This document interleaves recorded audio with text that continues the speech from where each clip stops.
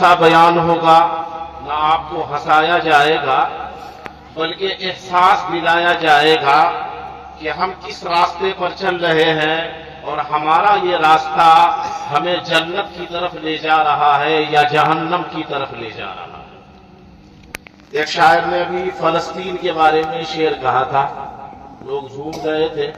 جانتے ہیں فلسطین میں کیا ہو رہا ہے؟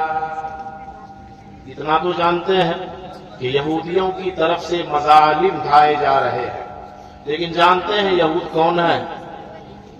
ایک زمانہ تھا یہود دنیا کے سب سے اچھے لوگ تھے۔ قرآن نے کہا ہے وَأَنِّي فَضَّلْتُكُمْ عَلَى الْعَالَمِينَ، کہ اللہ نے کہا ہے کہ ہم نے تم کو فضیلت دی دنیا جہان کے لوگوں پر۔ تو ایک زمانے میں یہ یہود دنیا کی بہترین قوم تھی، اللہ نے اس وقت کے تمام لوگوں سے ان کو افضل بنایا تھا۔ یہ موسیٰ علیہ السلام کے ماننے والے ہیں، اور انہی کے بارے میں سنے ہیں نا کہ ان کو بندر بنایا گیا تھا، فَكُونُوا قِرَدَةً خَاسِئِينَ، ان کو بندر بنایا گیا۔ اور ایک وقت ابھی چل رہا ہے، خود قرآن نے کہا غیر المغضوب علیہم، حدیث میں آیا ہے کہ یہ یہود مراد ہے جن پر اللہ کا غضب نازل ہوا۔ اور اللہ نے دوسری جگہ کہا وَضُرِبَتْ عَلَيْهِمُ الذِّلَّةُ وَالْمَسْكَنَةُ، کہ ذلت مسکنت کا ٹھپا ان پر لگا دیا گیا، یہ قیامت تک کے لیے ذلیل ہے۔ جانتے ہیں یہودیوں کا راستہ کون سا ہے؟ یہ یہود ذلیل کیوں ہوئے؟ یہ یہود بندر کیوں بنے؟ آپ غور کریں گے تو پتا چلے گا کہ ہمارا راستہ یہودیوں کے راستے سے الگ نہیں جا رہا ہے۔ یہودیوں کے بارے میں بعد میں قرآن نے کہا ایک زمانے میں یہود افضل قوم تھی، مگر ابھی دنیا کی بدترین قوم ہے۔ قرآن نے کہا فَفَرِيقًا كَذَّبُوا وَفَرِيقًا تَقْتُلُونَ، یہودیوں نے کتنے ہی نبیوں کو قتل کیا، کتنے نبیوں کو جھٹلایا۔ جو قوم نبی کو قتل کر دے اس قوم سے بدترین قوم کوئی نہیں ہو سکتی۔ لیکن آج ہم بھی ان یہودیوں کے نقش قدم پر چل رہے ہیں۔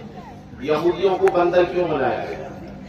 ان کی غلطی کیا تھی کہ ہفتے کا دن جسے یوم السبت کہا گیا ہے، ہفتے کے دن عبادت کے لیے خاص تھا۔ عبادت کے علاوہ کچھ اور کرنا ان کے لیے جائز نہیں تھا، مچھلیاں پکڑنا ان کے لیے جائز نہیں تھا، مگر انہوں نے کیا کیا؟ ہفتے کے دن مچھلی تو پکڑنا شروع نہیں کیا، لیکن حیلہ اختیار کیا کہ مچھلیوں کو پھنساؤ، تالاب کے کنارے حوض بناؤ، مچھلیوں کو پھنسا لو، پھر اتوار کے دن پکڑ لو۔ ایک حیلہ اختیار کیا نے، تدبیر اختیار کیا، اور اللہ نے ذلیل بندر بنا دیا۔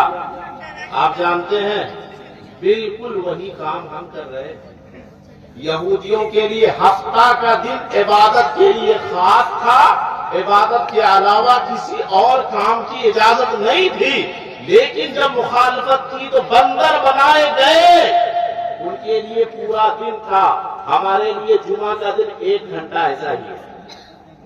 جب جمعہ کی اذان ہو جائے تو وہاں سے لے کر نماز تک یہ 1 گھنٹہ ہمارے لیے عبادت کے لیے خاص ہے، لیکن ہم جمعہ کے بعد نہانے جاتے ہیں۔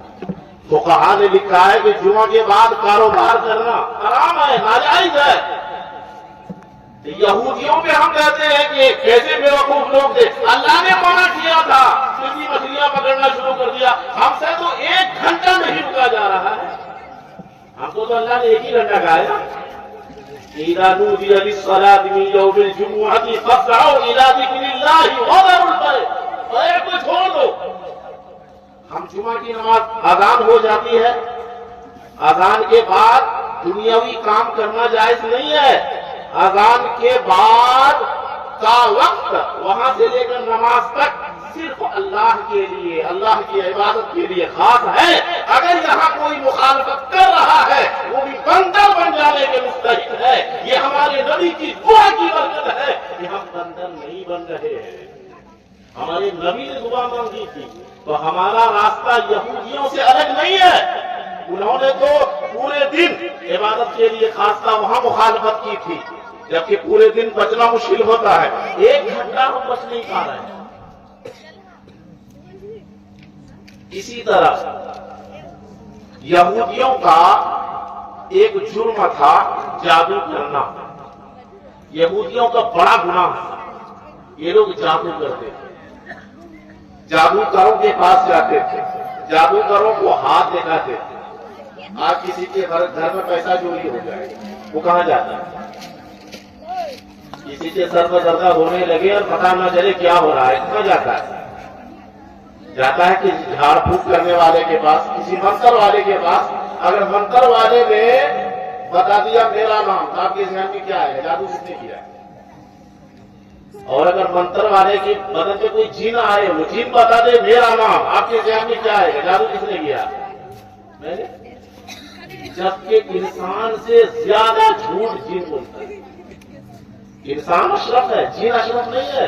اشرف المخلوقات کون ہے؟ انسان یا جن؟ انسان جھوٹ بولتا ہے نا، اس سے زیادہ جھوٹ جنات بولتا ہے۔ لیکن ایک جن اگر بتا دے کہ آپ پہ جادو نا آپ کی بہو نے کیا، آپ پہ جادو آپ کی ساس نے کیا ہے، تو بہو یقین کر لیتی ہے نا۔ اور اگر ساس کو بتا دے کہ آپ پہ جادو آپ کی بہو نے کیا ہے، ساس یقین کر لیتی ہے۔ یہ یہودیوں کا راستہ ہے۔ حدیث میں آیا من اطاع عرافا فسألہ عن شیء فصدقہ لم تقبل صلاۃ 40 یوما، کہ جو آدمی کسی غیب بتانے والے کے پاس جائے، کسی چیز کے بارے میں پوچھے اور اس کی تصدیق کرے، 40 دن کی نماز قبول نہیں ہوتی۔ اور ایک حدیث میں آیا کہ کفر بما انزل علی محمد، کہ جس نے غیب بتانے والے کی تصدیق کی اس نے کفر کیا، اس نے اس دین کا انکار کیا، اس قرآن کا انکار کیا جو محمد عربی صلی اللہ علیہ وسلم پر نازل ہوا۔ یہودیوں کا ایک جرم اور تھا، جاننے کے باوجود نہ ماننا۔ قرآن نے کہا ہے یعرفونہ کما یعرفون ابناءہم، کہ یہود رسول اکرم صلی اللہ علیہ وسلم کو اس طرح پہچانتے ہیں جس طرح یہ اپنے بیٹوں کو پہچانتے ہیں۔